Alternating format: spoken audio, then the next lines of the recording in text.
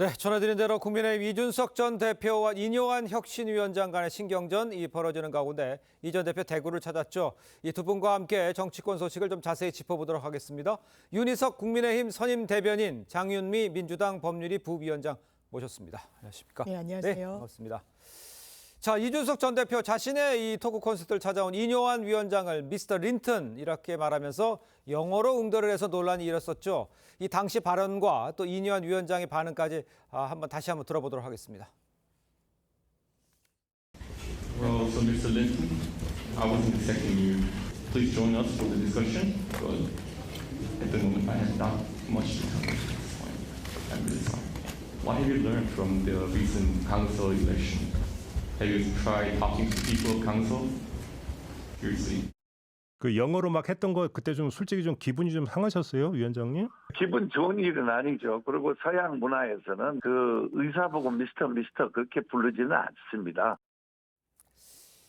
자, 저 발언은 이제 지난 4일 이 논란의 영어 발언이 나왔던 이 토크 콘서트 이후에 이 전 대표 인요한 위원장 간에 이제 신경전이 있었습니다. 그런데 이번에 인 위원장 이준석 전 대표가 도덕이 없는 것은 부모의 잘못이 크다 이런 발언한 것으로 알려졌어요.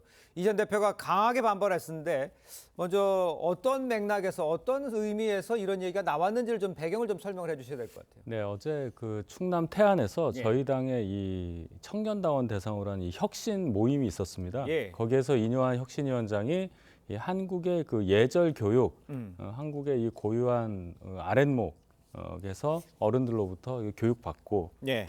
온돌방에서 얘기 듣고 뭐 이런 얘기를 하다가 이준석 전 대표에 대한 얘기가 나왔죠. 예. 그래서 이준석 대표가 좀 예의가 없는 것 같다 이 말씀을 하시면서 예를 든 것이 이준석 대표의 이 부모에 대해서 부모 탓인 것 같다 뭐 이런 이제 말씀을 하신 거죠. 예. 그래서 본인을 비난하는 거는 이해할 수 있는데 왜 그 사람의 부모에게까지 얘기를 확장하느냐 그 부분에 대한 논란이 어제 있었다 이렇게 말씀드리겠습니다. 알겠습니다. 근데 이제 앞서 이제 이 전 대표의 이 미스터 린튼 발언에 대해서 서운함을 드러낸 것이라는 해석도 좀 나오고 있는 상황이죠. 하지만 인요한 위원장 부모를 언급한 건 부적절했다는 얘기도 나오고 있습니다. 발언 내용에 관해서는 어떻게 평가를 하십니까? 부적절합니다. 예. 한 정치인을 비판할 수는 있겠죠. 저는 예. 이준석 전 대표가 영어로 질문을 던진 것은 적절하지 않았다고 생각합니다. 네. 그렇더라도 이준석이라는 정치인의 그 행동에 대해서 비판하는 것이 맞지 인요한 위원장은 지금 이런 취지로 이야기했다고 전해지고 있거든요. 예. 준석이는 도덕이 없다. 이게 이준석의 잘못이 아니라 그 부모의 잘못인 것 같다라고 이야기를 했다라는 겁니다. 당연하지만 이준석 전 대표 가만히 있을 수가 없고요. 예. 그렇기 때문에 이른바 패드립이 혁신이냐라고 바로 또 직격을 했습니다. 예. 국민들 보시기에 좋지 않습니다. 이미 국민의힘에서도 물론 민주당의 막말 파장이 있었지만 국민의힘에서도 새로 정치 도전을 내는 여성 정치인에게 동물에 비유한 언급을 한다든지 예. 또 부모를 이런 식의 비판의 대상으로 삼는다는 점은 여야 모두 반성할 지점이라고 생각합니다. 알겠습니다. 자, 이런 상황인데 인요한 위원장 이 전 대표가 버르장머리는 없지만 그래도 끌어안을 이 통합이 필요하다 이렇게 말을 했지 않습니까? 두 사람 간의 갈등 더욱 격화된 모습이긴 한데 그렇지만 이준석 전 대표 끌어안을 수 있을까? 이렇게 생각이 되면 어떻게 대답을 할 수가 있을까요? 적어도 당에서는 계속 이준석 대표와 네네. 같이 가겠다는 그런 입장이에요. 예. 그런데 이준석 대표가 과연 그 끌어안음에 어떻게 반응하느냐 그것까지 저희가 컨트롤할 수는 없지 않습니까? 예. 중요한 건 이준석 대표의 의지고 이준석 대표의 결단이다. 네네. 당은 계속해서 이준석 대표와 단일 대우로 총선에 가는 것을 기본 방향으로 잡고 있다. 예, 이 정도의 입장입니다. 알겠습니다. 자, 이런 가운데 이준석 전 대표 어제 17일 만에 대구를 다시 찾았습니다. 어떤 얘기를 했는지 먼저 목소리를 들어보겠습니다. 정부 출범 이후에 1년 반이 지났는데 오히려 삶이 고달퍼졌다고 한다면 이제는 문제의식을 모두 느껴야 합니다. 논리적으로 조금만 생각해봐도 대구의 선호, 대구의 선택은 앞으로 달라져야 됩니다. 안타깝게도 제가 예측하기로는 우리 12분의 대구 국회의원 중에서 반수 이상이 아마 이번에 물갈이의 대상이 될지도 모릅니다. 글쎄요, 이제 내용을 보면 현 정부를 비판하면서 대구의 선택이 달라져야 한다 이렇게 강조를 했습니다. 일단 신당 창당에 무게가 실리는 것 같아 보이는데 아까 윤선임 대변인께서는 단일 대우를 얘기했어요. 밖에서 봤을 때는 어떻게 갈 것 같으세요? 내용. 저는 사실 신당 창당설을 계속해서 언급하면 정치적 체급이 커지는 효과가 있습니다. 예. 그렇다면 과연 어려운 제3지대로 뛰어들 것인가 물음표가 사라지지 않고 있지만 예. 어제 대구에서 한 어떤 발언들을 보면 예. 사실상 신당 창당의 마음을 굳힌 게 아닌가라고 추정되는 부분이 있습니다. 예. 언론들도 그렇게 조망을 하고 있기도 하고요. 이를테면 내가 대선 승리를 견인했지만 더 큰 전쟁을 앞두고 있다라는 취지로 이야기를 합니다. 이 말인즉슨 본인이 거대 양당 체계에서 대선을 승리로 이끈 적은 있지만 그것은 어떻게 보면 더 편한 선택일 수 있었다. 이제는 더 어려운 제3지대에서 내가 이 윤석열 정부와 일합을 겨루겠다는 취지로 읽힙니다. 예. 그렇다면 이렇게까지 수위 높은 발언이 나오는 상황에서 신당 창당을 하지 않는다, 접는다 상당히 어려운 쉽지 부분이 않다. 있고요. 예. 뭐 온라인 플랫폼을 가동하겠다 여러 지금 구체적인 안까지 차곡차곡 진행이 되고 있는 것으로 봐서는 예. 좀 속도를 더 낼 것 같습니다. 알겠습니다. 그런데 말이죠. 창당을 하더라도 과연 그 어떤 명분으로 또 누구와 함께 이 부분에 대해서는 특별히 보이는 게 없다. 이런 지적 많습니다. 중요하다는 얘기 많이 나오고 있죠. 이준석 신당 과연 그런 부분에서 어떤 이야기를 할 수 있는지 창당 가능성이 높아지고는 있다지만 과연 창당할 수 있는 상황인지 여기에 대해서는 어떻게 생각하십니까? 이준석 대표가 탈당해서 창당하는 거야 본인의 의지에 따라 할 수도 있는 건데 예. 가장 중요한 거 이준석 대표는 보수가 망하는 것을 막기 위해서 신당을 만들겠다고 얘기를 했습니다. 예. 그렇다면은 본인이 만드는 신당의 기본 가치는 보수를 지향하는 게 맞을 텐데 지금까지의 움직임을 봤을 때 본인이 연대가 가능하다고 거명한 사람들을 봤을 때 과연 그 정당이 제대로 성사됐을 경우 그것을 보수 정당이라고 할 수 있느냐 그런 의문이 하나 있을 수 있고요. 예. 중요한 것은 저희 당에서 이준석 대표와 뜻을 같이 하는 사람들이 같이 동반 탈당 후 신당 창당에 참여해야 한다는 것이에요. 그렇겠죠. 그런데 지금 이준석 대표를 제외하고 네네. 과연 어떤 의미 있는 분들이 이준석 대표와 뜻을 같이 할 것이냐 예. 이 부분에 대해서 생각을 할 때는 그렇게 많은 분이 참여할 것 같지 않고 그렇게 될 때는 이준석 대표의 신당 창당의 명분 또한 예. 대단히 퇴색될 수밖에 없다. 야. 이런 전망입니다. 알겠습니다. 이준석 전 대표의 한 장관을 겨냥한 듯한 발언도 있었어요. 몇 수의 이 고관 대작들이 대구를 드나들면서 이 대구 시민의 환심을 사려고 한다. 이런 발언도 계속되고 있는 상황이죠. 글쎄요, 이런 발언 그 의미적으로 보면 이건 어떻게 해석을 하는 게 좋겠습니까? 일단 대구를 놓고 차기 주자라고 거론되는 두 정치인이 계속 찾고 있지 않습니까? 예. 이른바 강성 보수의 좀 견고한 지지층을 보내주는 그 대구를 계속해서 이제 좀 어떤 그 대상으로 삼고 네네. 있는 건데 이건 한동훈 장관에 대한 견제구 성격이 분명히 있어 보입니다. 이준석 전 대표 같은 경우에는 극지 않은 복권이다라고 해서 상당히 그 정치적 가능성을 높이 평가하기도 했지만 그렇죠. 또 한편으로는 예. 이 한동훈이라는 이를 앞으로 이제 정치를 곧 할 것으로 전망되는 이 분에 대해서는 이 윤석열 대통령의 그림자 성격이 분명히 있다라는 거죠. 오른팔, 네. 최측근. 그렇다면 이번 총선에서는 한동훈이라는 정치인이 확장성을 갖고 윤석열 정부 심판론이 이 작용할 수밖에 없는 총선에서 역할을 과연 할 수 있을 것이냐. 예. 그렇다면 본인의 정치적 미래를 위해서 대통령과 각을 세울 것이냐. 이 후자의 가능성이 없다라고 차단을 하면서 본인과는 경쟁자가 될 수도 있고 또 뭐 같이 뭐 동조자가 될 수도 있다는 취지로 이야기를 하면서 예. 뭔가 강온 전략을 한동훈 전 장관을 향해서 사용하고 있는 것 같습니다. 알겠습니다. 12월 27일까지 날짜를 못 보았기 때문에요. 과연 어떤 상황이 뭐 창당을 할지 또 극적인 또 반전이 있을지 한번 지켜보도록 하겠습니다. 자, 계속해서 혁신위와 이 갈등을 이어가고 있는 김기현 대표 이야기도 좀 해보겠습니다.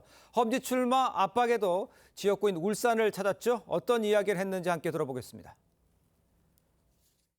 저는 대통령하고 자주 만납니다. 뭐 자주 만나야 얘기가 되지 먼 발치에서 서로 뭐 할 수는 없잖아요. 직접 만나서 어떤 때는 만나면 뭐 한 3시간씩도 얘기하고요. 그냥 뭐 주제를 가지고서 막 이렇게 하는 게 아니고 그냥 프리토킹을 합니다. 뭐 이런 얘기 저런 얘기. 자, 김기현 대표 대통령과 3시간씩 얘기하기도 한다면서 밀접한 관계임을 강조를 했습니다. 지역구 울산에서 이런 얘기 했다는 거 혁신위가 요구하는 이 험지 출마 거부하겠다는 얘기입니까? 어떻게 해석을 해야 됩니까? 일단 혁신위에서는 저희 지도부 최고위 회의에 정식으로 그 안건, 즉 네. 뭐 불출마라든지 뭐 험지 출마 이 얘기를 건넨 적이 없습니다. 아. 이번 주 목요일 최고위원회에 이제 가지고 오겠다는 얘기인데, 예. 그래서 공식적으로는 그런 게 없었다. 그리고 언론 보도를 통해서 받아든 혁신위의 의사에 대해서 네네. 김기현 대표가 지금 말씀하신 저런 표현이 혁신위의 뜻과 거스르는 거 아니냐 이제 해석을 하시는데, 그러니까요. 김기현 대표는 명시적으로 그런 얘기 한 적이 없고, 제가 볼 때는 예. 개인적으로 어떤 울산 지역구를 본인이 4선을 했고 광역시장까지 했던 지역을 떠난다거나 뭐 불출마를 한다거나 하는 그 결정을 어떻게 그렇게 빨리 할 수 있겠습니까? 아직 총선이 넉 달 이상 남았는데요. 예. 그런 시기적인 문제가 있기 때문에 즉답을 안 하고 있는 상황이다. 이 정도로 보는 게 맞지, 거부냐 뭐 받아들이냐 뭐 이런 차원의 해석까지 하는 것은 좀 빠르다고 저는 봅니다. 알겠습니다. 즉답을 안 하고 있는 것이 시기가 지금 맞지 않다, 좀 빠르다 이렇게 좀 지적을 해주신 것 같습니다. 하지만요, 이뇨한 혁신위가 조기에 해체된다면 이뇨한 위원장을 임명한 이 김기현 지도부 또한 붕괴될 수 있다, 이런 이야기 나올 수밖에 없죠.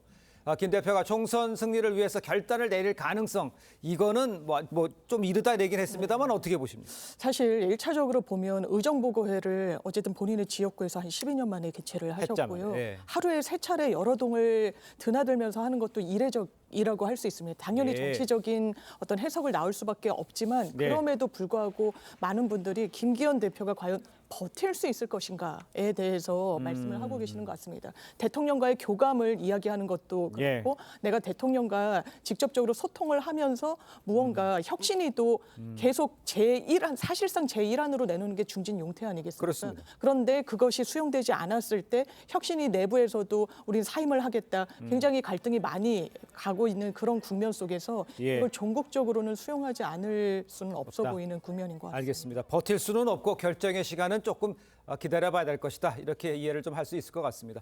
자, 다음 소식도 짚어보겠습니다. 민주당 비명계죠. 비명계 모임 원칙과 상식 행사에서 이재명 대표를 향한 아주 강한 비판이 쏟아져 나왔습니다. 노무현 정부 당시 홍보수석을 지낸 이 조기숙 교수 발언 함께 들어보겠습니다. 지난 대선 패배의 가장 큰 이유는 후보를 잘못 뽑았다라고 생각합니다. 그러니까 국민들이 윤석열보다도 신뢰할 수 없는 후보를 뽑았다는 게, 집권 5년 만에 패배할 때 민주당의 상황이 어땠냐면은 후보의 지지도가 당 지지도보다도 낮았어요. 그러니까 이거는 후보의 문제다라고 봐야지, 민주당 뭐 200석, 220석 한다는 말도 막 나오더라고요. 진짜 자뻑도 이런 자뻑이 없죠. 과반수는커녕 승리할 가능성이 거의 저는 없다고 보는 거예요. 글쎄요, 친명계에서는 가슴 아픈 지적이라고 할 수도 있겠어요. 먼저 친노로 분류되는 이 조기숙 전 수석, 지난 대선의 이 패배의 원인, 대선 후보의 문제다, 이재명 대표를 직격했습니다. 어떻게 들으셨습니까? 네, 이 모든 선거의 책임은 결국 후보가 지는 겁니다. 그렇겠죠. 지난 대선에서 민주당이 졌기 때문에 민주당이 후보였던 이재명 현 대표에 대한 비난은 당연한 거라고 보는데, 조기숙 교수에게는 그것을 더 넘어서 이재명 대표가 갖고 있는 이 본인의 고유한 리스크들이 있지 않습니까? 그 부분, 그래서 후보, 대통령 선거에서 실패한 분이 국회의원직에 이어서 당대표까지 장악을 해서 당이 보여주고 있는 이 난맥상, 이것까지 저는 지적한 거라고 봐요. 그래서 가장 아픈 부분이 되겠죠. 지금 민주당 내부에서는 감히 꺼내지 못한 얘기를, 그런 얘기를 굉장히 센 단어를 써서 굉장히 아프게 지적한 부분이라고 저는 판단합니다. 알겠습니다. 이 조기숙 전 수석은요, 당내 일각의 이 총선 낙관론에 대해서도 일종의 이 자기도취다, 이렇게 일침을 가했습니다. 이 대표가 물러나야 총선에 문제가 없다, 이렇게 주장까지 했잖아요. 이 부분을 어떻게 생각하시는지, 조기숙 교수의 발언에 대해서는 어떤 생각을 갖고 계신지 좀 설명해 주세요. 저는 조기숙 교수가 민주당 내부에 만약에 어떤 낙관론이 있다면 경계해야 된다는 취지는 정말 가슴 깊이 새겨야 된다라고 생각합니다. 지금 경제 지표 너무 좋지 않습니다. 윤석열 정부의 실정에 실망하신 그런 민심이 이반된 그런 국민들, 그러니까 대선 때 윤석열 대통령을 찍었지만 지금은 지지를 철회한 분들, 민주당으로 선뜻 지지를 돌아세우고 있지는 않습니다. 이게 예. 지표로 나타나고 있다고 볼 수도 있고요. 네네. 그렇다면 민주당이 과연 윤석열 정부의 실정만 믿고 총선을 치렀을 때 승리를 대폭적으로 거둘 수 있을 것이냐? 그렇지 않을 수 있습니다. 정말 겸손하고 겸허하고 낮은 자세로 이 총선에 임할 수밖에 없다라는 점. 그렇다면 이재명 대표라는 체제를 다른 비대위 내지는 다른 대표로 치를 수 있는 국면일 것인가? 지금 대안이 사실상 없는 거 아니겠습니까? 비판은 쉬울 수 있지만 그 네. 대안 모색까지 하고 정말 어떤 체계로 총선을 치를 수 있을 것인가에 대해서는 최소한 이번 토론회에서는 나오지 않았던 것 같습니다. 그렇다면 예. 이 부분에 대해서는 좀 책임 있는 주체들에서 논의를 하되 다만 다른 대안이 없는 상황에서 민주당으로서는 현실적으로 단일 대우로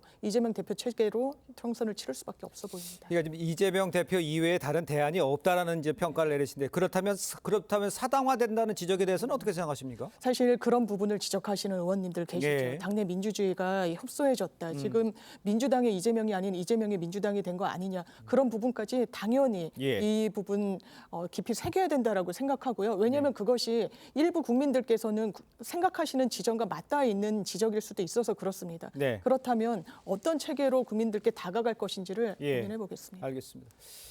그런데요, 앞서서 이재명 대표가요, 눈 떠보니 이 후진국이다 이런 유행어가 현실로 입증되고 있다면서 윤석열 정부를 겨냥을 했어요. 이 발언에 대해서 여당 입장도 궁금합니다. 그러니까 눈 떠보니 후진국이라는 얘기는 느끼는 게 그렇다 하는 어떤 온라인상의 설문조사 결과를 가지고 얘기하는 거잖아요. 그러니까 논리가 없는 거죠. 그럼 거기서 얘기하는 후진국의 정의가 뭐고 네. 눈 떠보니 그랬다는 것 자체도 그럼 어떤 순간을 비교하는 거냐 이런 게 필요할 텐데 단지 지금 정권을 잡지 못했고 네네. 정권이 이 정부가 윤석열 정부가 하는 일이 마음에 들지 않아서 갖게 되는 열패감을 표현한 거다 이렇게밖에는 이해가 안 되죠. 예. 제1야당 대표로서의 언행으로는 언사로는 대단히 가벼운 언사다. 네. 이 정도로 말씀드리겠습니다. 알겠습니다. 자, 최강욱 전 의원 이야기도 해보겠습니다. 이른바 이 암컷 발언 후폭풍 계속되고 있는 상황입니다. 지난주 울산을 방문한 한동훈 장관도요, 최 전 의원을 향해서 직격탄을 날렸습니다. 함께 들어보겠습니다. 용어를 공개적으로 구사하는 사람이나 집단은 민주주의의 공론의 장에서 퇴출되는 것이 세계적인 룰이고 저는 우리 국룰도 마찬가지여야 한다고 생각합니다. 이게 민주주의다, 멍청하고 이렇게 얘기했죠. 이게 민주당이다, 멍청하. 이렇게 하는 게 국민들이 더 잘 이해하실 것 같아요. 자, 한동훈 장관요, 최강욱 전 의원이 SNS에 올린 이것이 민주주의다 바보야. 이 올린 글을 차용하면서 최 전 의원과 민주당을 직격을 했습니다. 글쎄요, 야당 입장에서는 네. 어떻게 들으셨어요? 대단히 부적절하게 생각합니다. 부적절합니까? 예, 오늘도 예. 한 칼럼에서 지적했던데 예. 한동훈 장관의 어떤 그 발언의 성격 상대방에게는 모멸감을 줍니다. 그러면 본인에겐 득이 되느냐? 본인의 인적 신뢰도 깎아먹는 방향의 어떤 발언들을 계속하고 있다는 지적이었습니다. 예. 굉장히 공감하고 있습니다. 지금 국가공무원법상 정치적 중립을 견지해야 되는 지위에 있습니다. 물론 그런 것을 무시하더라도 이렇게 정치적인 행보로 이해되는 전국 일주 하실 예. 수 있죠. 그런데 가서 입에 담는 말들이 대단히 이건 정치인 한동훈을 생각하더라도 확장성은 닫아버리는 그런 발언일 수밖에 없습니다. 민주당 공격할 수 있지만 그것이 혐오에 기반하거나 뭔가 비난, 조롱조로 간다면 어느 국민이 박수를 칠 수 있겠습니까? 알겠습니다. 일단 좀 반박을 들어봐야 할 것 같은데 일주일 넘게 이제 안건 발언에 대한 사과가 최강욱 전 의원이 없었어요. 그런데 이제 한 장관을 향해서는 발끈을 한 거죠. 정치적으로 편향된 언어를 남발하면서 탄핵 사유라고 주장을 했습니다. 이거는 어떻게 생각하시는지 먼저 말씀해 주세요. 같은 말도 어떤 사람이 하냐에 따라서 듣는 사람이 받아들이는 게 다르지 않겠습니까? 예. 지금 최강욱 전 의원은 한동훈 장관의 어떤 발언을 이유로 들어서 예. 탄핵 사유다 이렇게 얘기를 하고 있는데 최강욱 전 의원이야말로 그분이 이 형사법상에서 위배되는 사항으로 인해서 사실상 의원직에서 탄핵된 거랑 마찬가지인 분이에요. 그런 분이 본인의 과오에 대해서는 전혀 아무런 해명도 하지 않고 또 직전에 있었던 앙컷 발언에 대해서 어떠한 해명과 사과 표명도 없이 또 한동훈 장관을 상대로 저런 말을 늘어놓는다. 네네. 그것이 과거의 정치 공세와 무엇이 다르겠느냐. 아무 의미 없는 얘기라고 생각합니다. 알겠습니다. 근데 최 전 의원을 옹호한 이 남영희 민주연구 부원장이 사퇴를 했죠. 행사장에 함께 있던 근데 이제 민영배, 김영민 의원에 대해서도 조치를 취해야 되는 거 아니냐 이런 지적이 나오고 있는데 당 차원에서 이 두 분에 대한 뭐 징계 이런 얘기는 없습니까? 일단 이른바 암컷 발언이 나온 이후에는 네네. 총선기획단 등을 통해서 앞으로의 총선 기조에도 이 부분을 하나의 평가의 기준으로 삼겠다라는 입장을 그건 나왔죠. 변한 바가 있습니다. 예. 남영희 전 부원장 같은 경우에는 본인이 유튜브 채널에서 이 최강욱 전 의원의 발언을 두둔했습니다. 적절하지 않죠. 부적절합니다. 그렇기 때문에 본인도 민주당에서 맡은 직을 내려놓기에 이르렀는데 예. 그렇다면 이른바 최강욱 전 의원의 발언이 있었을 때 옆에 있었던 의원들에 대한 징계로까지 할 수 있을 것인가. 이건 사실 발화자가 아니라 그 옆에 있었다는 이유만으로 징계를 하게 되면 징계의 범위가 상당히 넓어질 수밖에 없고 그게 합당한 기준인지에 대해서도 사실 문제 제기가 있을 수밖에 없어서 네네. 당 지도부 역시 마찬가지 생각하고 있는 것으로 알겠습니다. 알고 있습니다. 그렇지만 당내 인사들의 설화가 이어지면서도 민주당 부적절한 발언 언행을 엄격히 검증해서 내년 총선에 심사에 반영했다 지금 언급을 해줬습니다만 이 정도로 하면은 이 계속되는 이 막말 논란을 잠재울 수는 있겠습니까? 어떻게 봐야 됩니까? 아니, 정치하는 분들이 이미 성인이고 네네. 생각이 다 서 있는 분인데 뭐 징계한다고 해서 할 말 안 하고 그렇게 되겠습니까? 잠시 줄어들 수는 있겠죠. 공천 예. 받아야 되니까요. 네. 그런데 기본적으로 생각 자체가 막말에 대해서 그렇게 큰 어떤 거부감이라든지 윤리의식을 갖고 있지 않다면 어느 순간에 또 나오게 될 겁니다. 중요한 건 민주당 내부에서 뭐 징계를 한 해 만에 그 선이 어떠냐 이게 아니라 이것이 진짜 잘못된 것이라는 걸 인식을 하고 내부에서 자체적으로 진심으로 반성하는 모습이 있어야 하는데 예. 옆에 있었다는 이유만으로 징계하느냐 마느냐 이 얘기하는 것 자체가 국민들로부터 인정을 못 받을 것이라고 저는 생각합니다. 알겠습니다. 그런데요, 어제 이제 황운하 의원의 출판 기념회에서 한동훈 장관 탄핵 지장 또 등장을 했습니다. 그러니까 이제 선거와 가까워질수록 강성 지지층에 호소하기 위해서 더 높은 발언 나올 가능성 높다. 이렇게 제기하는 사람들도 많아요. 그러면 이 문제는 어떻게 생각하시는지 아까 말씀하신 그 정도로 공천 그 룰을 좀 강하게 하면 가능한지 이건 어떻게 보십니까? 일단 한동훈 장관의 탄핵과 관련해서 이 황운하 의원 같은 경우에도 탄핵을 해야 된다라기보단 탄핵 사유가 차고 넘친다 이런 취지로 이야기를 그 말이 한 그 것 말 같더라고요. 아닙니까? 근데 탄핵을 하는 데는 상당히 조심스러울 수밖에 없고 의총을 그렇겠죠. 거쳐서도 한동훈 장관 탄핵은 하지 않는 방향으로 논의가 모아진 부도 있습니다. 예. 이게 제도가 있다라고 해서 다 활용할 수는 없는 거 아니겠습니까? 예. 탄핵을 했을 때 중대한 법률상 그리고 예. 헌법상의 위반 사항이 있어야 되는데 예. 사실 한동훈 장관 문제점은 적지 않다라고 생각합니다. 시행령을 통해서 사실 모법을 네네. 넘어서려고 했던 부분들, 피의 사실을 국회에 와서 사실상 상세하게 이야기하는 부분, 검찰 특활비는 또 어떻습니까? 렌탈비로 쓰고 휴대전화 비용으로 쓰고 수사에 썼습니까? 그렇지 않은 부분에 대한 어떤 귀책들 물론 문제 삼아야 되지만 그 방향이 탄핵이라는 거는 민주당의 입장은 아니고 다만 예. 몇몇 의원들이 이 정도는 탄핵 사유가 되지 않겠느냐라는 개별적인 의견을 내고 있는 것 같습니다. 알겠습니다. 자, 두 분 말씀은 여기까지 듣겠습니다. 고맙습니다. 감사합니다. 감사합니다.